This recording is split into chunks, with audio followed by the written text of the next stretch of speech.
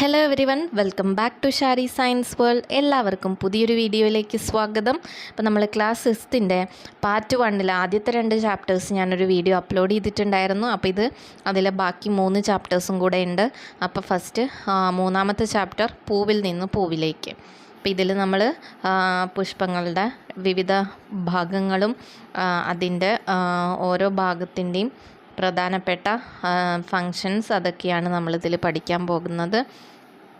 നമ്മൾ different flowers കണ്ടിട്ടുണ്ടാവും അല്ലേ? അപ്പോൾ അതിൻ്റെയൊക്കെ എല്ലാത്തിൻ്റെയും പേര് പോലും നമുക്കറിയില്ല.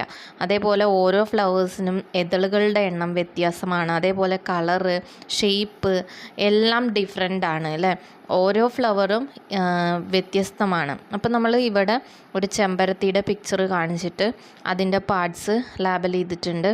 അപ്പോൾ അതിൽ നമുക്കറിയാം ഒരു സസ്യത്തിൻ്റെ റിപ്രൊഡക്റ്റീവ് പാർട്ട് എന്ന് പറയുന്നത് അതിൻ്റെ ഫ്ലവറാണ്. അതായത് അവിടെയാണ് ഫെർട്ടിലൈസേഷനും സീഡ് ഫോർമേഷനൊക്കെ നടക്കുന്നത് ഫ്ലവറിൽ വെച്ചിട്ടാണ്. അപ്പോൾ ലൈംഗിക അവയവം എന്ന് പറയുന്നത് പുഷ്പങ്ങളാണ്. അപ്പോൾ ഇതിൽ കേസരപുടം എന്ന് പറഞ്ഞിട്ടൊരു പാർട്ട് കണ്ടോ? ആദ്യം കാണിച്ചിരിക്കുന്ന കേസരപുടം, ആ മഞ്ഞ കളറ് പൂമ്പൊടികളും അതിനോട് ബന്ധപ്പെട്ട പാർട്സും ചേർന്നതാണ് കേസരപുടം എന്ന് പറയുന്നത്. ഇത് ഓരോ ഫ്ലവറിലും വ്യത്യസ്തമാണ്. ചെമ്പരത്തിയിൽ ഇങ്ങനെ മറ്റേ ഫ്ലവറിൽ നോക്കി നോക്കൂ, അത് യെല്ലോ കളറ് കുറേ മണികളില്ല, ഒരു റെഡ് കളറിലുള്ള ഒരു ഇതാണ്. അതായത് ഓരോ ഫ്ലവറിലും ഡിഫറെൻ്റ് ആയിരിക്കും. അപ്പോൾ അതിനെയാണ് കേസരപുടം എന്ന് പറയുന്നത്. ഇതാണ് അതിൻ്റെ മെയിൽ റിപ്രൊഡക്റ്റീവ് പാർട്ട്. അതായത് ആൺപൂക്കളിൽ എപ്പോഴും കേസരപുടം ഉണ്ടായിരിക്കും. പെൺപൂക്കളിൽ മാത്രം ഉള്ളതാണ് ജനിപുടം എന്ന് പറഞ്ഞിട്ടുള്ള ഇത് നമ്മൾ ഓവ്യൂൾ എന്നൊക്കെ പറയുമല്ലോ, ഓവറി. അതായത് പിസ്റ്റിൽ എന്നാണ് നമ്മൾ ഇംഗ്ലീഷിൽ പറയുന്നത്. ജനിപുടം എന്നാണ് മലയാളത്തിൽ അതിൻ്റെ പേര് കേട്ടോ. മറ്റേത് കേസരപുടം നമ്മൾ ആൻഡ്രീഷ്യം എന്ന് പറയും, ഇത് ഗൈനീഷ്യം. ജനിപുടം ഗൈനീഷ്യം. മലയാളം കേൾക്കുമ്പോൾ പെട്ടെന്ന് മനസ്സിലാവില്ല, അപ്പോൾ അതുകൊണ്ടാണ് ഞാൻ ഇംഗ്ലീഷും കൂടെ പറഞ്ഞത്. അപ്പോൾ ജനിപുടം ഫീമെയിൽ റിപ്രൊഡക്റ്റീവ് പാർട്ടും കേസരപുടം മെയിൽ റിപ്രൊഡക്റ്റീവ് പാർട്ടുമാണ്. ജനിപുടം ഫീമെയിൽ ഫ്ലവേഴ്സിൽ മാത്രമേ കാണുള്ളൂ, കേസരപുടം മെയിൽ ഫ്ലവേഴ്സിലാണ്. ഇത് രണ്ടും കൂടെ ഉള്ള ഫ്ലവേഴ്സും ഉണ്ട് കേട്ടോ. അപ്പോൾ കേസരപുടോ ജനിപുടോ ഏതെങ്കിലും ഒന്ന് മാത്രമേ ഉള്ളൂ എങ്കിൽ ആ ഫ്ലവേഴ്സിനെയാണ് നമ്മൾ ഏകലിംഗ പുഷ്പങ്ങൾ എന്ന് പറയുന്നത്. ഈ തന്നിരിക്കുന്ന പുഷ്പങ്ങൾ ദ്വിലിംഗ പുഷ്പങ്ങളാണ്. കാരണം അതിൽ കേസരപുടമുണ്ട് ജനിപുടമുണ്ട്. അതായത് ഒരു പുഷ്പത്തിൽ ജനിപുടവും കേസരപുടവും ഉണ്ടെങ്കിൽ അത്തരം പുഷ്പങ്ങളെയാണ് നമ്മൾ ദ്വിലിംഗ പുഷ്പങ്ങൾ എന്ന് പറയുന്നത്. മനസ്സിലായല്ലോ? അപ്പോൾ പുഷ്പങ്ങൾ 2 തരത്തിലുണ്ട്, ഏകലിംഗ പുഷ്പവും ദ്വിലിംഗ പുഷ്പവും. ഏകലിംഗ പുഷ്പം എന്ന് പറഞ്ഞു കഴിഞ്ഞാൽ കേസരപുടവും ജനിപുടവും വെവ്വേറെ ഫ്ലവറിൽ ഏതെങ്കിലും ഒന്ന് മാത്രമേ ഒരു ഫ്ലവറിൽ കാണുള്ളൂ. അങ്ങനത്തെ ഫ്ലവേഴ്സാണ് ഏകലിംഗ പുഷ്പം. ഇപ്പോൾ എക്സാമ്പിൾ നമ്മൾ പറയുകയാണെങ്കിൽ നമ്മൾ മത്തനും കുമ്പളനൊക്കെ കണ്ടിട്ടുണ്ടോ? ചില ഫ്ലവറിൻ്റെ അടിയിൽ മാത്രമാണ് മത്തങ്ങയും കുമ്പളങ്ങയൊക്കെ ഉണ്ടാവുള്ളൂ. അപ്പോൾ ആ മത്തനും കുമ്പളനൊക്കെ ഉണ്ടാവുന്ന ഫ്ലവറാണ് ഫീമെയിൽ ഫ്ലവർ, അതാണ് ജനിപുടം മാത്രമുള്ള ഫ്ലവർ. കേസരപുടം മാത്രമുള്ളതിൽ മത്തങ്ങ ഉണ്ടാവില്ല, അത് മെയിൽ ഫ്ലവറാണ്. ആൺപൂവ് എന്നൊക്കെ പറയും നമ്മൾ. അതാണ് നമ്മൾ പൂവിടാനൊക്കെ എടുക്കുന്ന ഫ്ലവർ. അത് മത്തങ്ങയോ കുമ്പളങ്ങയോ എന്താ വെച്ചാൽ അത് അതിൻ്റെ അടിയിൽ ഉണ്ടാവില്ല. പക്ഷെ ചെമ്പരത്തിയൊക്കെ ആണെങ്കിൽ അതിൽ രണ്ടും ഉണ്ട്, അതുകൊണ്ട് തന്നെ അത് ദ്വിലിംഗ പുഷ്പമാണ് കേട്ടോ. അപ്പോൾ 2 ടൈപ്പ് പുഷ്പങ്ങൾ മനസ്സിലായല്ലോ. ഇനി നമ്മൾ അതിൻ്റെ പാർട്സ് എന്തൊക്കെയാണ് പാർട്സ് എന്ന് നോക്കാം. പൂവിൻ്റെ ഭാഗങ്ങൾക്ക് ഇരിപ്പിടം ഒരുക്കുന്ന പാർട്സാണ് ഇതിൽ പുഷ്പാസനം എന്ന് പറയുന്നത്. അതായത് തലാമസ്, അതിൻ്റെ പാർട്സ് എല്ലാം അതിലാണ് ഇരിക്കുന്നത്. ഇനി അതിൻ്റെ ദളങ്ങൾ അറിയാലോ, കൊറോള, അതായത് വിദളങ്ങൾ എന്നൊക്കെ പറയില്ലേ, അത് അതിൻ്റെ ആ കളർഫുൾ അട്രാക്റ്റീവ് പാർട്ടാണ്. പിന്നെ അതിൽ കേസരപുടം ആൺലിംഗാവയവവും ജനിപുടം പെൺലിംഗാവയവുമാണ് കേട്ടോ. അപ്പോൾ ആ ജനിപുടത്തിലാണ് അതിന് 3 പാർട്സ് ഉണ്ട്: ജനിദണ്ഡ്, അണ്ഡാശയം, അതേപോലെ പരാഗണ സ്ഥലം എന്ന് പറയുന്നത് ആ റെഡ് കളറിൽ കാണുന്ന ചെറിയ മണികളുണ്ടല്ലോ ചെമ്പരത്തിയുടെ ഏറ്റവും അറ്റത്ത്, അതാണ് പരാഗണ സ്ഥലം.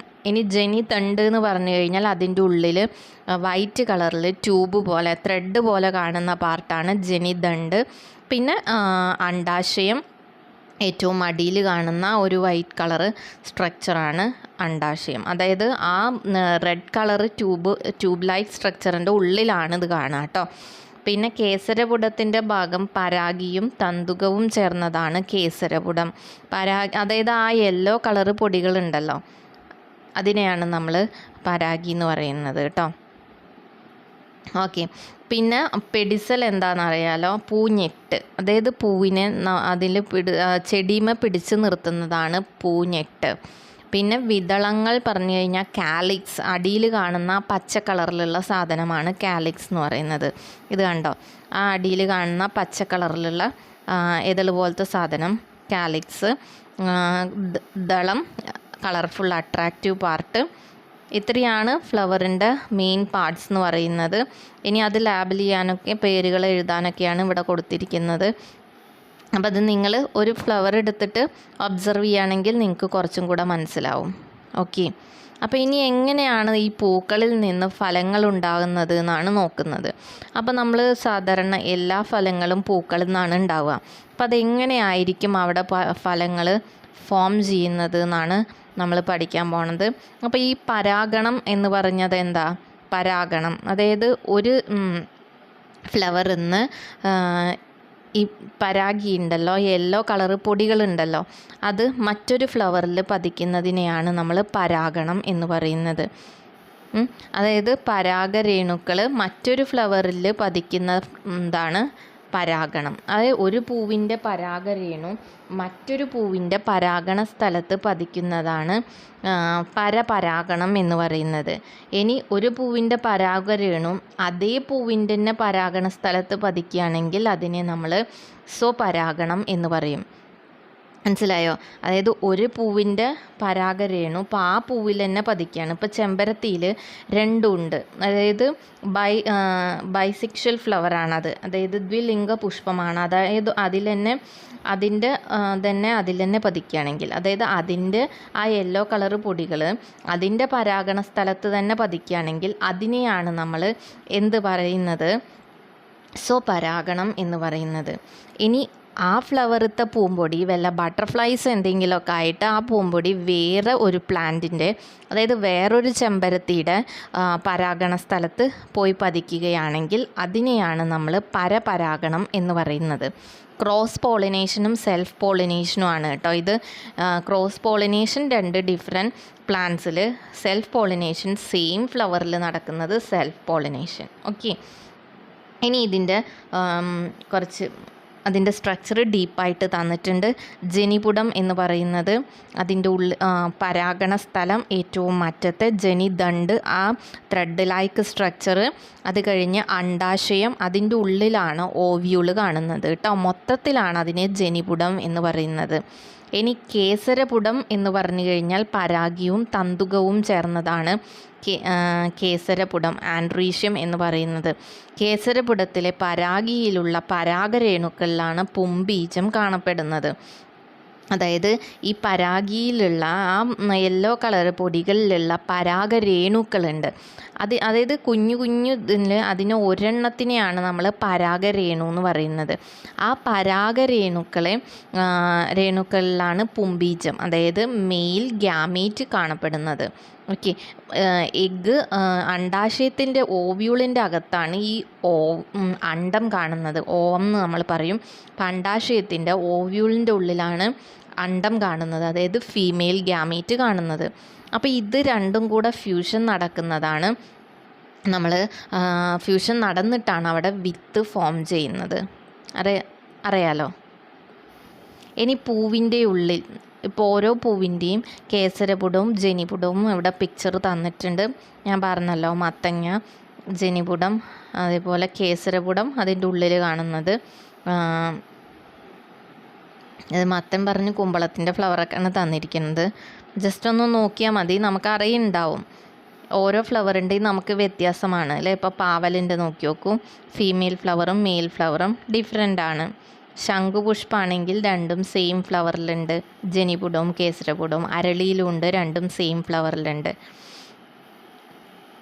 അത് ദ്വിലിംഗ പുഷ്പത്തിനും ഏകലിംഗ പുഷ്പത്തിനും എക്സാമ്പിൾസ് എഴുതാൻ കൊടുത്തിട്ടുണ്ട്. ഇനി എങ്ങനെയാണ് അത് വിത്തായിട്ട് മാറുന്നത് എന്നാണ് കേട്ടോ. ഇനി മരങ്ങൾ തന്നെ 2 തരത്തിലുണ്ട്, കൊടപ്പന, കൊടംപുളി, ജാതി. ഈ സസ്യങ്ങളിലൊക്കെ ആൺമരവും പെൺമരവും ഉണ്ട് കേട്ടോ. ആൺമരത്തിൽ ആൺപൂക്കൾ മാത്രവും പെൺമരത്തിൽ പെൺപൂക്കൾ മാത്രവുമാണ് ഉണ്ടാകുന്നത്. ഇപ്പോൾ ഇത് പനയൊക്കെ നമ്മൾ കണ്ടിട്ടുണ്ടാവും. ചില പനയിൽ മറ്റേ ഇതുണ്ടാവില്ല, തേങ്ങ. നമ്മൾ ഇത് കുടിക്കുമല്ലോ, നൊങ്ക് അതൊക്കെ കഴിക്കുമല്ലോ, അത് ചില പനയിൽ ഉണ്ടാവില്ല. അത് മെയിൽ പ്ലാന്റ് ആണ്, അതായത് ആൺപനയിലാണ് കായ ഉണ്ടാവാത്തത്, പെൺപനയിലാണ് മറ്റേ ആ തേങ്ങകൾ ഉണ്ടാവുന്നത്. അപ്പോൾ അങ്ങനെ ജാതിയിലും കൊടംപുളിയിലും ഒക്കെ വ്യത്യാസങ്ങളുണ്ട് എന്നാണ് പറയുന്നത്. ഓക്കെ, ഇനി എങ്ങനെയാണ് വിത്തുകൾ ഫോം ചെയ്യുന്നത് എന്നാണ്. അതായത് ഈ പരാഗരേണുക്കളിൽ നിന്ന് ബീജം അണ്ഡാശയത്തിലെത്തി അണ്ഡവുമായി കൂടിച്ചേരലാണ് ബീജസങ്കലനം എന്ന് പറയുന്നത്. ബീജസങ്കലനമാണ് ഫെർട്ടിലൈസേഷൻ. നമുക്കറിയാലോ, ഫെർട്ടിലൈസേഷൻ എന്ന് കേട്ടിട്ടുണ്ടാവും. പുംബീജവും അണ്ഡവും തമ്മിൽ ജോയിൻ ചെയ്യുന്ന പ്രോസസ്സാണ്, അത് ഫ്യൂസ് ചെയ്യുന്ന പ്രോസസ്സാണ് എന്ത് പറയുന്നത്, ബീജസങ്കലനം എന്ന് പറയുന്നത്. ഓക്കെ, ഇനി നമ്മൾ അതെങ്ങനെയാണ് നടക്കുന്നത് എന്ന് ഇവിടെ പിക്ചർ തന്നിട്ടുണ്ട്. അപ്പോൾ ആ പരാഗിയിലത്തെ ഒരു പരാഗരേണു ചെന്നിട്ട് പരാഗണ സ്ഥലത്ത് പതിക്കുകയാണ്. പരാഗണ സ്ഥലത്തു നിന്ന് അത് അതിൻ്റെ അണ്ഡാശയത്തിലെത്തി അതിൻ്റെ ഉള്ളിൽ ഓവ്യൂളിലെത്തി അണ്ഡവുമായിട്ട് ഫ്യൂസ് ചെയ്യുന്ന പ്രോസസ്സാണ് ഫെർട്ടിലൈസേഷൻ അഥവാ ബീജസങ്കലനം എന്ന് പറയുന്നത്.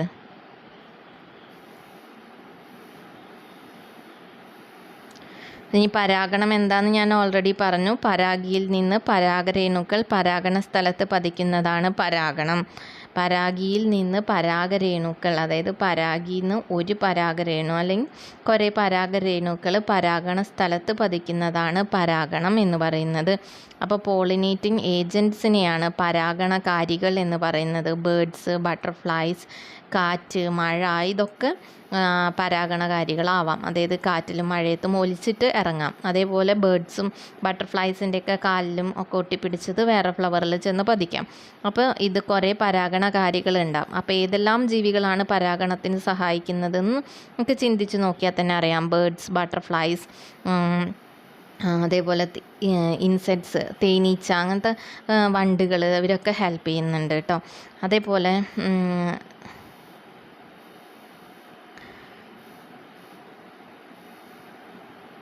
ഇത് ഈ പരാഗണം നടന്നിട്ട്, അതായത് ഫ്രൂട്ട്സ്, സീഡ് ഫോം ചെയ്യുമെന്ന് പറഞ്ഞു. അതായത് പുംബീജവും അണ്ഡവും തമ്മിൽ ഫ്യൂസ് ചെയ്ത് അതിൽ അണ്ഡാശയം ഫ്രൂട്ടായിട്ട്, ഫലമായിട്ട് മാറും. അതേപോലെ തന്നെ അണ്ഡം വിത്തായിട്ടുമാണ് മാറുന്നത്. അതായത് ഓവ്യൂള് സീഡായിട്ടും ഓവറി ഫ്രൂട്ടായിട്ടും മാറുകയാണ് ചെയ്യുക. ഓക്കെ,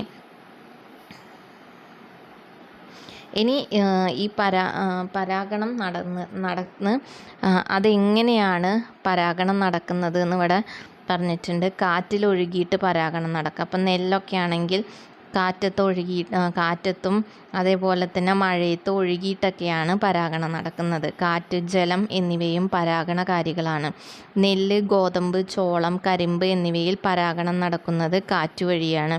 കുരുമുളക് ചെടിയിൽ ജലമാണ് മഞ്ഞുതുള്ളി പരാഗണകാരി. ഏത് കാലത്തായിരിക്കും കുരുമുളകിൽ പരാഗണം നടക്കുന്നത്? മഴക്കാലത്താണ്. അതായത് മഴക്കാലത്താണ് നോർമലി കുരുമുളക് ഉണ്ടാവുക. അപ്പോൾ മഴയുള്ള സമയത്താണ് കുരുമുളകിൽ പരാഗണം നടക്കുന്നത്. അതേപോലെ തന്നെ ഈ കാറ്റിലും മഴയത്തൊക്കെ നടക്കുന്ന പരാഗണം നടക്കണമെങ്കിൽ എന്തൊക്കെ സവിശേഷതകൾ അവർക്ക് ഉണ്ടായിരിക്കണം? ഇപ്പോൾ ഭാരം കുറഞ്ഞ പരാഗരേണുക്കളാണ് കാറ്റത്തൊഴുകി പോകുന്നത്. വർണ്ണഭംഗിയുള്ള പൂക്കളൊക്കെ ആണെങ്കിൽ എന്തായിരിക്കും, അതിൽ ബട്ടർഫ്ലൈസ് വന്നിട്ട് ബട്ടർഫ്ലൈസ് വഴിയാണ് പരാഗണം നടക്കുക. ഇനി രാത്രി വിരിയുന്ന വെളുത്ത പൂക്കളാണെങ്കിൽ അത് എങ്ങനെയായിരിക്കും നടക്കുക? രാത്രിയാകുമ്പോൾ വെളുത്ത പൂക്കൾ എന്നൊക്കെ പറയുമ്പോൾ അതിലപ്പോൾ രാത്രി നിശാശലഭം അങ്ങനെ എന്തെങ്കിലുമൊക്കെ വവ്വാലുകൾ ഒക്കെ വന്നിരുന്ന് അങ്ങനെ പരാഗണം നടക്കാം. ഈർപ്പത്തിലൂടെയുള്ള പരാഗണം അത് അതായത് ഇപ്പം നമ്മൾ പറഞ്ഞ പോലെ മഴ പെയ്യുമ്പോഴുള്ള പരാഗണം അങ്ങനെ നടക്കാം. മഴയത്ത് ഒഴുകിയിട്ട് പരാഗണം നടക്കാം. അതേപോലെ ഒട്ടിപ്പിടിച്ചിട്ട് മഞ്ഞുതുള്ളിയിലൊക്കെ ഇതായിട്ട് അങ്ങനെ പരാഗണം നടക്കാം. പിന്നെ കൃത്രിമ പരാഗണമുണ്ട്. എന്താണ് കൃത്രിമ പരാഗണം? ഇപ്പം നമ്മൾ പരാഗണകാരികളെയൊക്കെ പറഞ്ഞു. ആ പരാഗണകാരികളൊന്നും ഇല്ലാതെ തന്നെ ആർട്ടിഫിഷ്യൽ പോളിനേഷൻ, അതായത് നമുക്ക് പോളിനേഷൻ ചെയ്യാൻ പറ്റും. അതിനെയാണ് കൃത്രിമ പരാഗണം എന്ന് പറയുന്നത്. നമ്മൾ പോളൻ ഗ്രെയിൻസ് അതിൻ്റെ ഈ പരാഗരേണുക്കളെ എടുത്ത് വേറൊരു ഫ്ലവറിൻ്റെ പരാഗണ സ്ഥലത്ത് പതിപ്പിക്കുക. അതിനെയാണ് കൃത്രിമ പരാഗണം എന്ന് പറയുന്നത്. ഈ കൃത്രിമ പരാഗണം നടത്തിയിട്ട് തന്നെ വാനിലയൊക്കെ ഉണ്ടല്ലോ, അതൊക്കെ കൃത്രിമ പരാഗണം നടത്തിയിട്ടാണ് ഉണ്ടാവുന്നത്. അപ്പോൾ ഇവിടെ പിക്ചേഴ്സ് തന്നിട്ടുണ്ട്. സ്വപരാഗണവും പരപരാഗണവും. സ്വപരാഗണം സീൻ ഫ്ലവറിൽ, അതേപോലെ അതേ പ്ലാന്റിൻ്റെ തന്നെ അടുത്ത ഫ്ലവറിലുള്ളതും സ്വപരാഗണമാണ്. വെവ്വേറെ ഫ്ലവറിലാണെങ്കിൽ അത് പരപരാഗണം.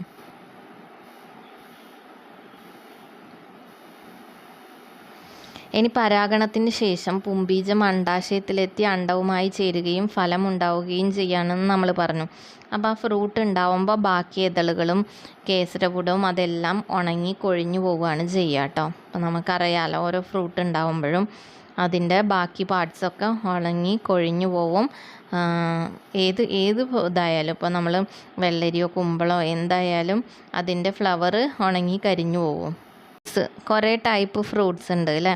അപ്പോൾ അതിൽ ഒറ്റ ഫ്രൂട്ട് മാത്രം ഉണ്ടാവുന്നത്, അതായത് ഒരു പൂവിൽ നിന്ന് ഒരു ഫലം മാത്രമാണ് ഉണ്ടാവുന്നതെങ്കിൽ അതിനെയാണ് നമ്മൾ ലഘുഫലം എന്ന് പറയുക, അതായത് സിമ്പിൾ ഫ്രൂട്ട് എന്ന് പറയുക. എക്സാമ്പിൾ നമ്മൾ മാങ്ങയൊക്കെയാണെങ്കിൽ മാങ്ങയോ തക്കാളിയോ പേരയ്ക്കോ എന്താണെങ്കിലും അത് ഒരൊറ്റ ഫ്രൂട്ടായിരിക്കും.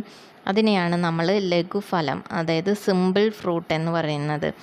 ഇനി ചില പൂക്കളിൽ നിന്ന് ഒന്നിൽ കൂടുതൽ ഫ്രൂട്ട് ഉണ്ടാവും. അതിനെയാണ് നമ്മൾ പുഞ്ചഫലം എന്ന് പറയുന്നത്. ഒന്നിലധികം ഫ്രൂട്ട് ഉണ്ടാവുന്നത്, ഒരു പൂവിൽ നിന്ന് ഒന്നിലധികം ഫലം ഉണ്ടാവുന്നുവെങ്കിൽ അത്തരം ഫലങ്ങളെ നമ്മൾ പുഞ്ചഫലം.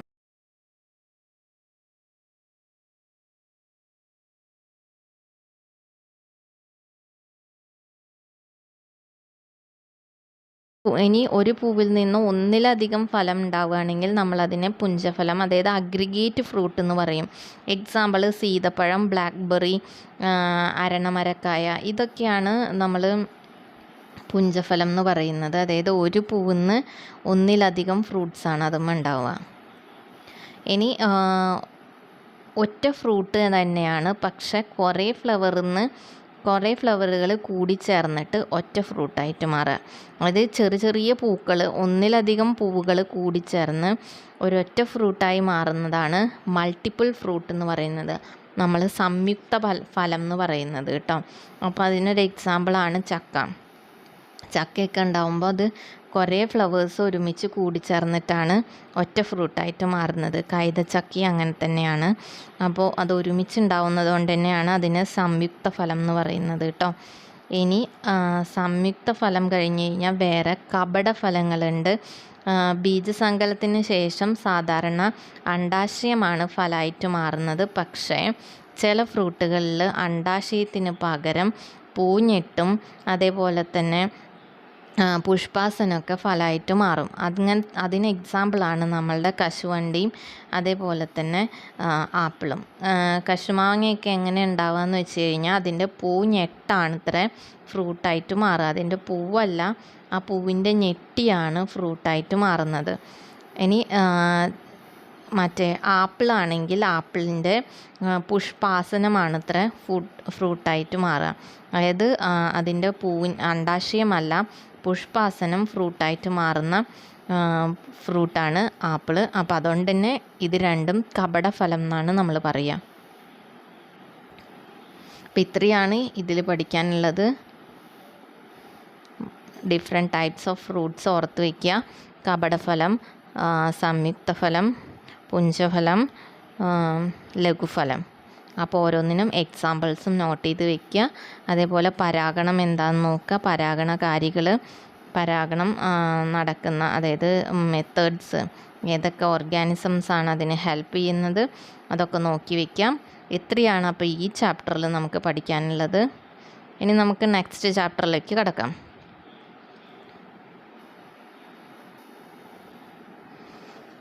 ഓക്കെ, അപ്പോൾ ഇനി നമുക്ക് അടുത്ത ലെസണിലേക്ക് കടക്കാം. ചലനത്തിനൊപ്പം എന്നാണ് അടുത്ത ലെസണിൻ്റെ പേര്. ഇതിൽ നമ്മൾ വിവിധ തരം ചലനങ്ങളെക്കുറിച്ചാണ് പറയുന്നത്. ഇപ്പോൾ നമ്മൾ സൗരയൂഥത്തിൻ്റെ ഒരു പിക്ചറൊക്കെ അവിടെ കൊടുത്തിട്ടുണ്ട്. അതായത് നമ്മളെ ഭൂമി നിരന്തരം ചലിച്ചുകൊണ്ടിരിക്കുകയാണല്ലോ, അത് നമുക്കറിയാം അല്ലേ. അപ്പോൾ നമ്മളും ചലിച്ചുകൊണ്ടിരിക്കുകയാണ്, അതായത് ഭൂമി കറങ്ങിക്കൊണ്ടിരിക്കുകയാണ്. അതേസമയം നമ്മളും ഒപ്പം കറങ്ങുന്നുണ്ടാവും, പക്ഷെ നമ്മൾ അറിയുന്നില്ല അല്ലേ. അപ്പം നമ്മളും ചലിച്ചുകൊണ്ടിരിക്കുന്നതാണ് ഇപ്പോഴും. അപ്പം നമ്മൾ അതായത് ഭൂമിയുടെ വേഗതയ്ക്ക് ഇവിടെ കൊടുത്തിട്ടുണ്ട്. ഭൂമി സ്വയം തിരിയുന്നത് ഭൂമധ്യരേഖാ പ്രദേശത്ത് മണിക്കൂറിൽ ഏകദേശം 1667 കിലോമീറ്റർ വേഗത്തിലാണ്. അതായത് ഒരു മണിക്കൂറിൽ 1667 കിലോമീറ്റർ വേഗത്തിൽ ഭൂമി സ്വയം ഭ്രമണം ചെയ്യുന്നുണ്ട്. ഇനി പരിക്രമണമാവട്ടെ ഒരു മണിക്കൂറിൽ 1,60,000 കിലോമീറ്റർ വേഗത്തിലും സഞ്ചരിക്കുന്നുണ്ട്. അപ്പോൾ അത്രയും വേഗത്തിൽ ഭൂമി സഞ്ചരിക്കുന്നുണ്ട്. ഭൂമധ്യരേഖാ പ്രദേശത്തുള്ള കണക്കാണ് കേട്ടോ അവിടെ പറയുന്നത്. ഓക്കെ, അതേപോലെ തന്നെ നമ്മളുടെ ശരീരത്തിൻ്റെ ഉള്ളിലും ചലനങ്ങൾ നടക്കുന്നുണ്ട് അല്ലേ. എന്തൊക്കെ ചലനങ്ങളാണ് നമ്മുടെ ശരീരത്തിൻ്റെ ഉള്ളിൽ നടക്കുന്നത്? യെസ്, നമ്മുടെ ഹാർട്ട് ബീറ്റ് ഉണ്ട് അല്ലേ. അതായത് നമ്മളുടെ രക്തപര്യന വ്യവസ്ഥ, ഹാർട്ട് ബീറ്റിന്, നമ്മളുടെ ഹൃദയം മിടിക്കുന്നത്, അതൊരു ചലനമാണ്. അതേപോലെ നമ്മളുടെ ശരീരത്തിൽ ദഹനം നടക്കുന്നുണ്ട്, അവിടെയും ചലനം നടക്കുന്നുണ്ട്. ഫുഡ് ഇറങ്ങി പോകുന്നതും ഫുഡ് അവിടെ ഡൈജസ്റ്റ് ചെയ്യുന്നതും അതൊക്കെ ചലനങ്ങളാണ്. അപ്പം നമ്മളുടെ ശരീരത്തിലും ചലനങ്ങൾ നടക്കുന്നുണ്ട്. അപ്പം നമ്മൾ ചുറ്റും നോക്കിയാലും നമ്മളുടെ ശരീരത്തിനുള്ളിലേക്ക് നോക്കിയാലും എവിടെയായാലും ചലനം നടക്കുന്നുണ്ട് അല്ലേ. അപ്പോൾ ഈ ചലനം, ഒരു വസ്തു എങ്ങനെയാണ് ചലിക്കുക? ആ വസ്തു ചലിക്കാൻ നമ്മൾ വെറുതെ വെച്ചിരിക്കുന്ന ഒരു സാധനം തന്നെ ചലിക്കുമോ? ഇല്ല. നമ്മൾ ആ വസ്തു ചലിക്കണമെങ്കിൽ നമ്മൾ എന്തെങ്കിലും ഒരു പുഷ് അല്ലെങ്കിൽ ഒരു പുള്ള്, നമ്മളൊന്ന് തള്ള് ഒന്ന് വലിക്കുക ചെയ്താലാണ് വസ്തു ചലിക്കുന്നത്.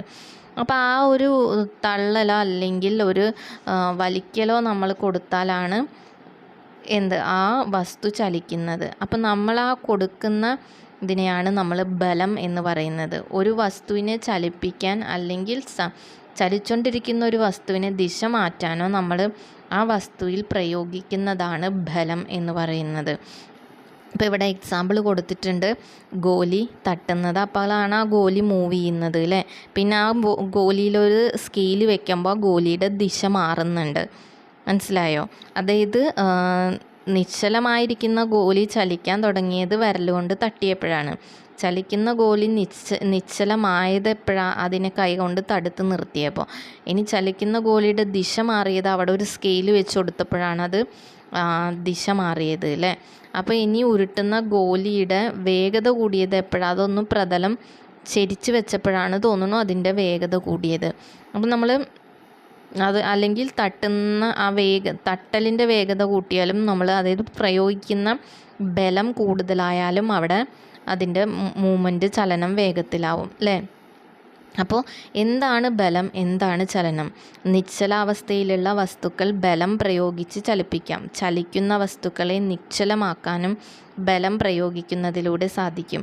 അതായത് നമ്മൾ നിശ്ചലാവസ്ഥയിലുള്ള ഒരു വസ്തുവിനെ ചലിപ്പിക്കാനും ചലിക്കുന്ന വസ്തുവിനെ നിശ്ചലമാക്കാനും നമ്മൾക്ക് ബലം പ്രയോഗിക്കാം അല്ലേ. ചലനത്തിൻ്റെ ദിശ മാറ്റാനും ബലം പ്രയോഗിക്കാം. അപ്പോൾ ചലനം എന്താണെന്ന് മനസ്സിലായല്ലോ. ഇനി ചലനങ്ങൾ ഡിഫറെൻറ്റ് ടൈപ്സിലുണ്ട്. അതായത് ഒരേപോലെയല്ല എല്ലാ വസ്തുക്കളും ചലിക്കുക അല്ലേ. ഇപ്പം നമ്മൾ പമ്പരം കറങ്ങണത്, ഒരു മാങ്ങ താഴത്തേക്ക് വീഴുന്നത്, ഇതെല്ലാം ഒരേ ചലനമാണോ? ഒരേ ടൈപ്പിലുള്ള ചലനമാണോ? അല്ല. ഒരു കാർ ഓടുന്നത്, ലിഫ്റ്റ് താഴേക്ക് വരുന്നത്, അതേപോലെ വൃത്തപാതയിലൂടെ കളിത്തീവണ്ടി ഓടുന്നത്, ഇതൊക്കെ ഡിഫറെൻറ്റ് ടൈപ്സ് ഓഫ് മോഷൻസ് ആണ് അല്ലേ. അപ്പം നമ്മളിവിടെ ഷാർപ്പണർ ഉപയോഗിച്ച് പെൻസിൽ കൂർപ്പിക്കുന്നതിന് സാദൃശ്യമുള്ളവ. അതായത് ഷാർപ്പണർ ഉപയോഗിച്ചിട്ട് നമ്മൾ പെൻസിൽ കൂർപ്പിക്കുമ്പോൾ അതെങ്ങനെയാണ്? നമ്മൾ അത് അതായത് വട്ടത്തിലാണ് നമ്മൾ ചെയ്യുക അല്ലേ. അതിനെയാണ് നമ്മൾ വർത്തുള ചലനം എന്ന് പറയുന്നത്. പമ്പരം കറങ്ങണതും അങ്ങനെ തന്നെയാണ് അല്ലേ. വർത്തുള ചലനമായിട്ടാണ് പമ്പരവും കറങ്ങുക.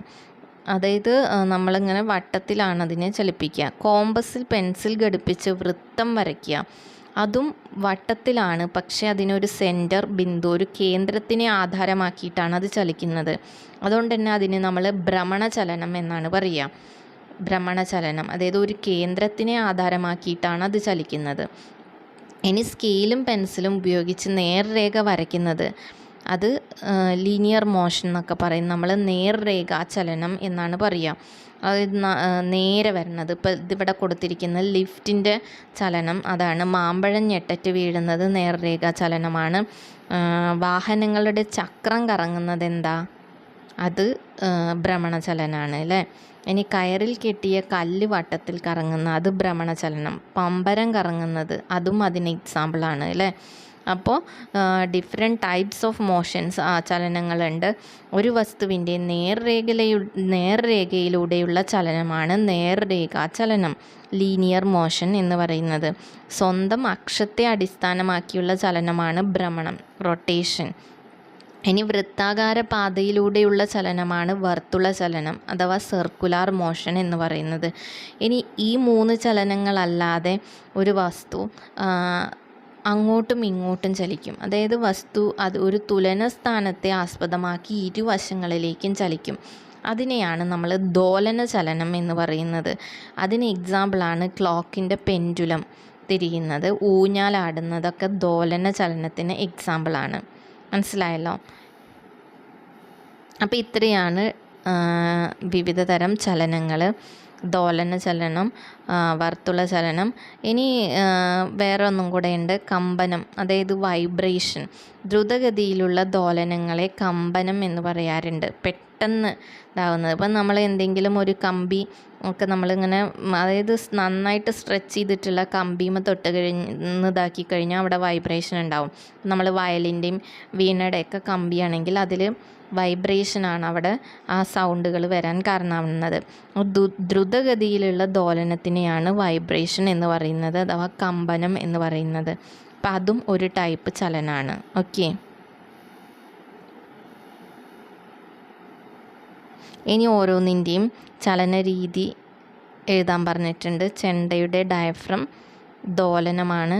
അവിടെ എന്താ ശബ്ദം ഉണ്ടാവുക? കറങ്ങുന്ന കസേര അതെന്താണ്? അതൊരു ആക്സിസിലാണ് കറങ്ങണത് അല്ലേ. അപ്പം അത് ഭ്രമണമായിരിക്കും. ക്ലോക്കിലെ സൂചി എന്താ? വർത്തുള ചലനം. തയ്യൽ മെഷീനിലെ ചെറിയ ചക്രം അതെന്താ? നിങ്ങൾ ഇതിൻ്റെ ചലനങ്ങളൊക്കെ ഒന്ന് ജസ്റ്റ് നോക്കി നോട്ട് ചെയ്ത് വെക്കുക കേട്ടോ. ചെറിയ ചക്രം കറങ്ങുന്നത് വർത്തുള ചലനാണ്. അതേപോലെ തന്നെ ലിഫ്റ്റ് നേർരേഖാ ചലനം, ഊഞ്ഞാൽ ദോലനം, വീണയിലെ കമ്പി കമ്പനം, പൊടിമില്ലിലെ ചക്രങ്ങൾ അതെന്തായിരിക്കും? അത് ചക്രങ്ങൾ വർത്തുള ചലനം. ചക്രങ്ങൾ നീളത്തിൽ, അതായത് ഇപ്പോൾ വെഹിക്കിൾസ് വാഹനങ്ങൾ ഓടുമ്പോൾ ചക്രം നേർരേഖാ ചലനത്തിൽ ചക്രം കറങ്ങും. ചക്രം ഒറ്റയ്ക്ക് അതിൻ്റെ ഇതിൽ കറങ്ങണതാണെങ്കിൽ അത് ഒരു ഇതിനെ ബേസ് ചെയ്തിട്ടാണ് കറങ്ങുന്നത്. അതുകൊണ്ട് തന്നെ അത് നമുക്ക് വർത്തുള ചലനം എന്ന് പറയാം.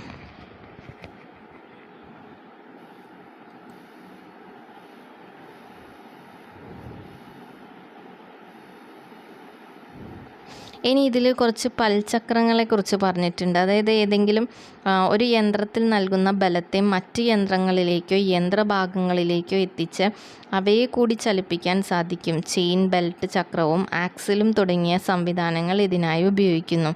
അതായത് ഈ പൽചക്രങ്ങളും ചെയിന്, ബെൽറ്റ് ചക്രം ഇതൊക്കെ എന്തിനാണ്? നമ്മൾ ഒരു ഇതിലുള്ള ഇത് അപ്പുറത്തതിനെയും കൂടെ കറക്കാൻ വേണ്ടിയിട്ട്. ഇപ്പോൾ സൈക്കിൾ ചെയിന് അല്ലേ, അപ്പോൾ അത് അപ്പുറത്തെ ഒരു സംഭവം കൂടെ കറക്കാൻ വേണ്ടിയിട്ടാണ്. അപ്പോൾ നമ്മൾ ആ പെഡൽ ചവിട്ടുമ്പോൾ ആ വീല് കറങ്ങുന്നുണ്ടല്ലോ. അതേപോലെ തന്നെ യന്ത്രങ്ങളിലൊക്കെ ഈ പൽചക്രങ്ങൾ യൂസ് ചെയ്യുന്നുണ്ട്. അതായത് വലിയ പൽചക്രം കറങ്ങി അപ്പുറത്തെ വെച്ച പൽചക്രത്തേക്ക് ഇതാവുമ്പോൾ വലുത് ആദ്യം കറങ്ങുമ്പോൾ കൂടുതൽ ചലനം ഉണ്ടാവും. ചെറുത് ആദ്യം കറങ്ങണമെന്ന് വെച്ചാൽ അതിനനുസരിച്ച് ചലനത്തിന് വ്യത്യാസം ഉണ്ടാവും. അപ്പോൾ ഈ പൽചക്രങ്ങൾ അപ്പുറത്തതിലേക്ക് ചലനം ട്രാൻസ്ഫർ ചെയ്യാൻ വേണ്ടിയിട്ടാണ്. അപ്പോൾ ഇതൊക്കെ യന്ത്രങ്ങളിൽ യൂസ് ചെയ്യുന്ന സാധനങ്ങളാണ്. നമ്മൾ കണ്ടിട്ടുണ്ടാവുമല്ലോ, ഇപ്പോൾ ടോയ് കാറിലായാലും ഇങ്ങനത്തെ പൽചക്രങ്ങളുണ്ടായിരിക്കും. അപ്പോൾ ഇത്തരം പൽചക്രങ്ങളാണ് ഗിയേഴ്സ് എന്നൊക്കെ പറയുമല്ലോ. അപ്പോൾ ഇതാണ് ചലനത്തിനെ അവിടെ കൺട്രോൾ ചെയ്യുന്നത്. അതായത് അപ്പുറത്തതിലേക്കും കൂടെ ചലനം എത്തിക്കുന്നത് ഈ പൽചക്രങ്ങളാണ് കേട്ടോ.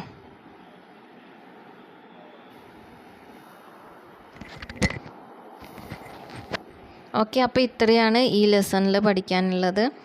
ഇനി നമുക്ക് അടുത്ത ലെസൺ നോക്കാം. അതിൽ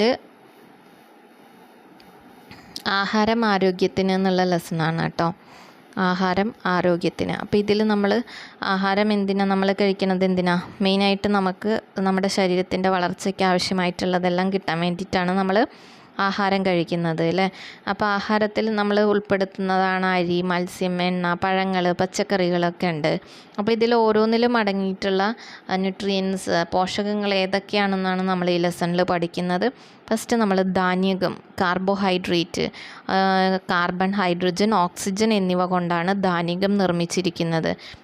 നമ്മുടെ ധാന്യങ്ങളിലും കിഴങ്ങ് വർഗ്ഗങ്ങളിലും കൂടുതലായിട്ട് കാണുന്ന പോഷകമാണ് കാർബോഹൈഡ്രേറ്റ് എന്ന് പറയുന്നത്.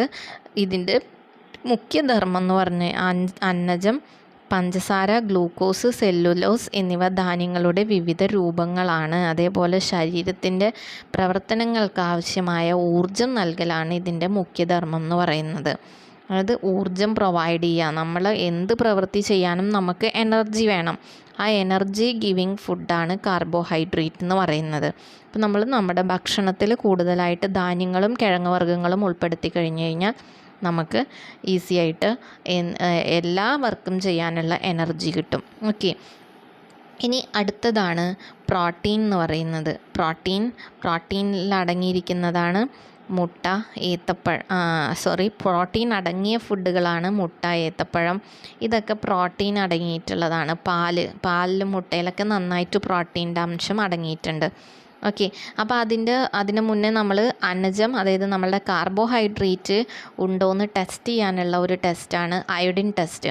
അപ്പോൾ ഈ അയോഡിൻ ടെസ്റ്റ് ചെയ്യുമ്പോൾ നമ്മൾ അയോഡിൻ ലായനിയുമായി പ്രവർത്തിക്കും. അതായത് നമ്മൾ ഏതാണോ ടെസ്റ്റ് ചെയ്യുന്നത്, ഇപ്പം നമ്മൾ എഗ്ഗാണ് ടെസ്റ്റ് ചെയ്യാമെന്ന് വിചാരിക്കുക. എഗ്ഗിലാണ് ഇപ്പോൾ നമ്മൾ, അല്ലെങ്കിൽ കഞ്ഞിവെള്ളം, കാർബോഹൈഡ്രേറ്റ് ഇഷ്ടം പോലെയുള്ള ഫുഡാണ് കഞ്ഞിവെള്ളം. നമ്മൾ അതിലേക്ക് കുറച്ച് അയോഡിൻ സൊല്യൂഷൻ നമ്മൾ ഒഴിച്ച് കഴിഞ്ഞ് കഴിഞ്ഞാൽ ഒരു ബ്ലൂ കളർ കിട്ടുകയാണെങ്കിൽ അതിൽ അയോഡിൻ പ്രസൻ്റ് ആണ് എന്നുള്ളത്. അതായത് ഇവിടെ അയോഡിൻ ചേർത്തപ്പോൾ ഉണ്ടായ നിറം നിഗമനം. ഇപ്പം നമ്മൾ കുമ്പളങ്ങയൊക്കെ ആണെങ്കിൽ അതിൽ നമുക്ക് കാർബോഹൈഡ്രേറ്റിൻ്റെ അംശം കുറവായിരിക്കും, നമുക്ക് അയോഡിൻ ഉണ്ടാവില്ല, കാർബോഹൈഡ്രേറ്റ് ഉണ്ടാവില്ല. അപ്പോൾ അവിടെ നമുക്ക് അയോഡിൻ ചേർത്തപ്പോൾ നിറം കിട്ടില്ല, നിറം മാറില്ല. അപ്പോൾ അവിടെ നിറം മാറുന്നില്ല, അവിടെ നമ്മൾ അന്നജം പ്രസൻ്റ് അല്ല എന്നാണ് അവിടെ എഴുതേണ്ടത്. അന്നജം അടങ്ങിയിട്ടില്ല. ഗോതമ്പ് പൊടിയാണെങ്കിൽ എന്തായിരിക്കും, അവിടെ ഒരു ബ്ലൂ കളറ് നിറം വരും അയോഡിൻ ചേർക്കുമ്പോൾ, അതായത് അതിൽ കാർബോഹൈഡ്രേറ്റ് അടങ്ങിയിട്ടുണ്ട്. അതേപോലെ ഉരുളക്കിഴങ്ങിലാണെങ്കിലും കാർബോഹൈഡ്രേറ്റ് ഉണ്ട്. കിഴങ്ങ് വർഗ്ഗങ്ങളിലും ധാന്യങ്ങളിലൊക്കെ കാർബോഹൈഡ്രേറ്റിൻ്റെ അംശം കൂടുതലായിട്ടും അടങ്ങിയിട്ടുണ്ട്. അപ്പോൾ നമ്മൾ അവിടെ ബ്ലൂ കളർ വരുന്നത്, നീല നിറം കിട്ടുകയാണെങ്കിൽ അവിടെ അയോഡിൻ്റെ പ്രസൻസാണ് നമുക്ക് മനസ്സിലാക്കേണ്ടത് കേട്ടോ. അപ്പോൾ ഇത് ക്വസ്റ്റ്യൻ വേണമെങ്കിൽ ചോദിക്കാം, എങ്ങനെയാണ് അയോഡിൻ ടെസ്റ്റ് ചെയ്യാമെന്ന്.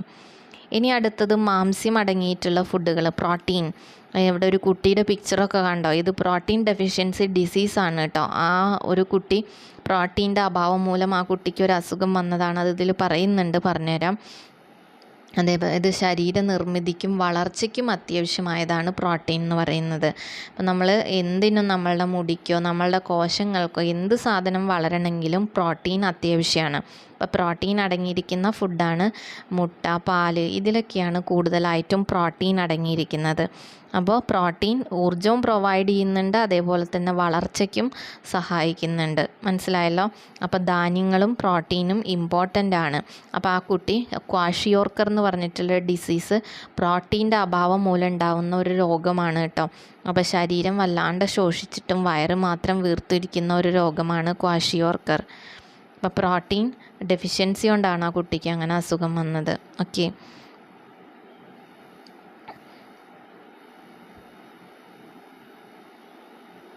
ഇനി നമ്മൾ അടുത്തത് കൊഴുപ്പ്. കൊഴുപ്പ് എന്തിലാണ് അടങ്ങിയിരിക്കുന്നതെന്ന് അറിയാലോ?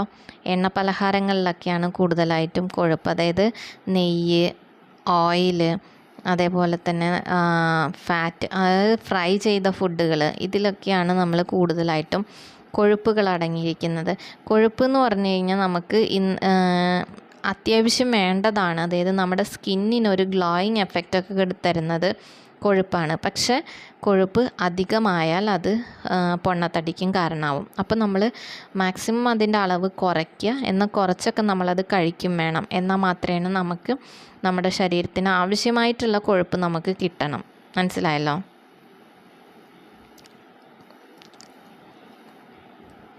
ഇനി നമ്മൾ കൊഴുപ്പിൻ്റെ ടെസ്റ്റ് ചെയ്യാൻ പേപ്പറിൽ നമ്മൾ ആ ഭക്ഷ്യവസ്തു അരച്ച് കഴിഞ്ഞാൽ ആ പേപ്പർ ട്രാൻസ്പെറൻ്റ് ആവുന്നുണ്ടെങ്കിൽ അതിൽ കൊഴുപ്പ് പ്രസൻ്റ് ആണ് എന്നാണ് നമ്മൾ മനസ്സിലാക്കേണ്ടത് കേട്ടോ. ജസ്റ്റ് അവിടെ പറഞ്ഞിട്ടുണ്ട് ടെസ്റ്റുകൾ, അതൊക്കെ ഒന്ന് നോക്കുക. ഇനി കൊഴുപ്പ് കൂടിക്കഴിഞ്ഞാലാണ് നമുക്ക് കൊളസ്ട്രോൾ വരുന്നത്. ഇന്നത്തെ കാലത്ത് ഒരുവിധം എല്ലാവർക്കും ഉള്ള അസുഖങ്ങളാണ് അല്ലേ. കൊഴുപ്പിൻ്റെ ഒരു രൂപമാണ് കൊളസ്ട്രോൾ. ഭക്ഷണത്തിൽ നിന്ന് ലഭിക്കുന്നത് കൂടാതെ ശരീരം സ്വയം കൊളസ്ട്രോൾ നിർമ്മിക്കുന്നുണ്ട്.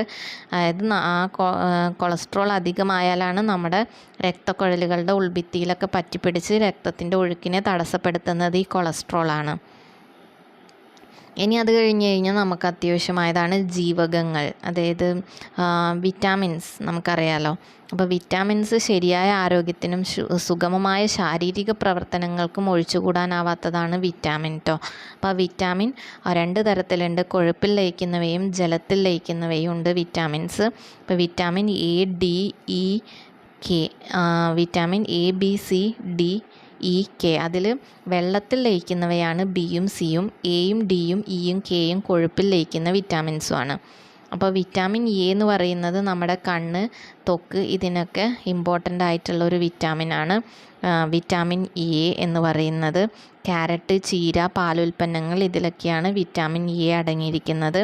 ഇനി വിറ്റാമിൻ ഡി എന്ന് പറയുന്നത് എല്ലുകളുടെയും പല്ലുകളുടെയൊക്കെ ആരോഗ്യത്തിനാണ്. സൂര്യപ്രകാശം ഏൽക്കുമ്പോഴാണ് നമുക്ക്, അതേപോലെ പാലുൽപ്പന്നങ്ങൾ കഴിച്ചാലും വിറ്റാമിൻ ഡി കിട്ടും.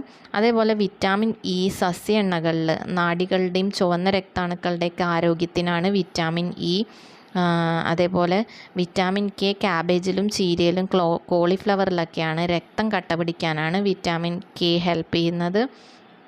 ഇനി വിറ്റാമിൻ സി ആണെങ്കിൽ നമ്മൾ പഴങ്ങളിൽ, അതായത് ഓറഞ്ചിൽ, നെല്ലിക്കയിലൊക്കെ ഇഷ്ടംപോലെ അടങ്ങിയിട്ടുള്ളതാണ് വിറ്റാമിൻ സി. അപ്പോൾ ഇത് നമ്മളുടെ ത്വക്കിനും പല്ലിനും മോണയ്ക്കും രക്തകോശങ്ങൾക്ക് എല്ലാവരുടെ ആരോഗ്യത്തിനും നല്ലതാണ് വിറ്റാമിൻ സി. അത് നമ്മളെപ്പോഴും നമ്മുടെ ശരീരത്തിൽ ആവശ്യമായിട്ടുള്ളൊരു വിറ്റാമിനാണ്. അതേപോലെ വിറ്റാമിൻ ബി എന്ന് പറയുന്നത് ധാന്യങ്ങളുടെ തവിട്, നമ്മൾ തവിട് കളയാത്ത അരി കഴിക്കണം എന്നൊക്കെ പറയണില്ലേ, അതൊക്കെ വിറ്റാമിൻ ബി അടങ്ങിയിട്ടുള്ളതാണ്. അതേപോലെ മുട്ടയിൽ, പാലിൽ, ചേമ്പിലയിലൊക്കെ വിറ്റാമിൻ ബി അടങ്ങിയിട്ടുണ്ട്. ധാന്യങ്ങൾ, പ്രോട്ടീൻ എന്നിവ ശരീരത്തിൽ പ്രയോജനപ്പെടുത്താനാണ് വിറ്റാമിൻ ബി ഹെൽപ്പ് ചെയ്യുന്നത്. അതേപോലെ ത്വക്കിൻ്റെ ആരോഗ്യത്തിനും വിറ്റാമിൻ ബി നല്ലതാണ്. അപ്പോൾ ഇത്രയുമാണ് വിറ്റാമിൻസ്. അപ്പോൾ ഇത് നിങ്ങൾ പഠിച്ചു വെച്ചോളാം. ഇത് ഇമ്പോർട്ടൻ്റ് ആണ്, ഓരോ വിറ്റാമിനും എന്തിനുള്ളതാണെന്ന്. പിന്നെ മിനറൽസാണ്. മിനറൽസ് നമുക്കറിയാലോ, കാൽഷ്യം, ഫോസ്ഫറസ്, ഇരുമ്പ്, സോഡിയം, അയഡിൻ, ഇതൊക്കെയാണ് മിനറൽസ്. അപ്പോൾ ഇരുമ്പ് എന്തിനാ? നമ്മൾ രക്തത്തിലെ ഹിമോഗ്ലോബിൻ്റെ നിർമ്മാണത്തിനാണ് ഇരുമ്പ്. ഇലക്കറികൾ, മത്തൻകുരു, മുതിര, ഇതിലൊക്കെയാണ് ഇരുമ്പ് അടങ്ങിയിട്ടുള്ളത്. Calcium, phosphorus എല്ലുകളുടെയും പല്ലുകളുടെയൊക്കെ ആരോഗ്യത്തിനാണ്. ഏത്തപ്പഴം, മരച്ചീനി, ഇലക്കറികൾ, പാലുൽപ്പന്നം, ചേന, ഇതിലൊക്കെയാണ് കാൽഷ്യവും ഫോസ്ഫറസും അടങ്ങിയിട്ടുള്ളത്. സോഡിയം അടങ്ങിയിട്ടുള്ളത് കറിയുപ്പിലാണ്. നമ്മുടെ ശരീരത്തിൽ ആവശ്യമായിട്ടുള്ള ജലം നിലനിർത്താനാണ് സോഡിയം ഹെൽപ്പ് ചെയ്യുന്നത്. അതേപോലെ അയഡിൻ തൈറോയിഡ് ഗ്രന്ഥിയുടെ ശരിയായ പ്രവർത്തനത്തിനാണ്. അതേപോലെ മാനസിക വളർച്ചയ്ക്കും. കടൽ വിഭവങ്ങളിലും അയഡിൻ ചേർത്ത ഉപ്പ്, അതേപോലെ കടൽ മത്സ്യങ്ങളുടെ തല, ഇതിലൊക്കെയാണ് അയഡിൻ കൂടുതലായിട്ടും അടങ്ങിയിട്ടുള്ളത്. അപ്പോൾ എല്ലാ മിനറൽസും നമുക്ക് അത്യാവശ്യമാണ്. അതായത് നമ്മളെല്ലാതും അടങ്ങിയിട്ടുള്ള പോഷകപരമായിട്ടുള്ള ഫുഡാണ് നമ്മൾ ഡെയിലി കഴിക്കേണ്ടത്. അപ്പം ന്യൂട്രിയൻ ഡെഫിഷ്യൻസി ഡിസീസസ് ഉണ്ട്, ഇത് ഇമ്പോർട്ടൻ്റ് ആണ്. ഈ ടേബിൾ നിങ്ങൾ എഴുതി വെച്ചോളൂ. വിറ്റാമിൻ ഇ കുറഞ്ഞു കഴിഞ്ഞാൽ വരുന്ന അസുഖമാണ് നിശാന്തത. അത് മങ്ങിയ പ്രകാശത്തിൽ നമുക്ക് കാണാൻ കഴിയില്ല. അത് ചിലർക്ക് രാത്രിയൊക്കെ കാണാൻ കഴിയാത്ത അവസ്ഥ. പിന്നെ വിറ്റാമിൻ ബി വായപ്പുണ്ണാണ്, വായിൽ വ്രണങ്ങൾ വരുന്നത്. വിറ്റാമിൻ സി സ്കർവി, മോണയിൽ പഴുപ്പും രക്തസ്രാവമൊക്കെ വരുന്നതാണ് കേട്ടോ. വിറ്റാമിൻ ഡി കണാന്ന് പറഞ്ഞിട്ടുള്ള ഒരു അസുഖമാണ്. അസ്ഥി കനം കുറഞ്ഞിട്ട് വളയുകയൊക്കെ ചെയ്യുക. ഇരുമ്പ് എന്ന് പറഞ്ഞാൽ അനീമിയ, രക്തക്കുറവും വളർച്ചയൊക്കെയാണ്. കാരണം അയഡിൻ ഗോയിറ്ററാണ്, തൊണ്ടയിൽ മുഴയാണ് വരുന്നത്. അപ്പോൾ ഇത് നിങ്ങൾ പഠിച്ചു വയ്ക്കുക, അത് ഇമ്പോർട്ടൻ്റ് ആണ്. ഇനി ഇതുകൂടാതെ പോഷകങ്ങൾ കൂടാതെ ജലവും നാരുകളും നമ്മുടെ ഫുഡിൽ അടങ്ങിയിട്ടുണ്ട്. നാരുകൾ ഫ്രൂട്ട്സിൽ വെജിറ്റബിൾസിലൊക്കെയാണ്. നമ്മുടെ ഡൈജഷൻ എളുപ്പമാക്കാനാണ് നാരുകൾ ഹെൽപ്പ് ചെയ്യുന്നത് കേട്ടോ. അതേപോലെ തന്നെ നമ്മൾ ആഹാരം കഴിക്കുമ്പോൾ എങ്ങനത്തെ ആഹാരം തിരഞ്ഞെടുക്കണം? സമീകൃത ആഹാരം, ബാലൻസ്ഡ് ഡയറ്റ്. നമ്മൾ കൂടുതൽ കഴിക്കേണ്ടത് കാർബോഹൈഡ്രേറ്റ് അടങ്ങിയിട്ടുള്ള ഫുഡ്, ദോശ, ചപ്പാത്തി, ചോറ്. അതിൻ്റെ കൂടെ നമ്മൾ പ്രോട്ടീൻ അടങ്ങിയിട്ടുള്ള ചെറുപയർ, മത്സ്യം, കടല, പരിപ്പ്, ഇതൊക്കെയാണ് മുട്ട, ഇതൊക്കെ നമ്മൾ രണ്ടാമത് അളവിലെടുക്കേണ്ടത്. പിന്നെ ഇലക്കറികൾ, പഴം, ഇതൊക്കെ അടുത്ത അളവിലെടുക്കേണ്ടത്. പിന്നെ എണ്ണയും നെയ്യൊക്കെ നമ്മൾ കുറച്ച് കഴിക്കുക. അങ്ങനെയുള്ള ഒരു ബാലൻസ്ഡ് ഡയറ്റാണ് നമ്മൾ കീപ്പ് ചെയ്യേണ്ടത്. ഓക്കെ, അപ്പോൾ ഇത്രയാണ് മെയിനായിട്ട് ഇതിൽ കൊടുത്തിരിക്കുന്നത് ഈ ലെസണിൽ. അപ്പം ഇനി നിങ്ങൾ ഇത് നോക്കുക. ഇതിലെ ഓരോ ടേബിളും ഇതൊക്കെ നിങ്ങൾക്ക് ഇമ്പോർട്ടൻ്റ് ആണ്.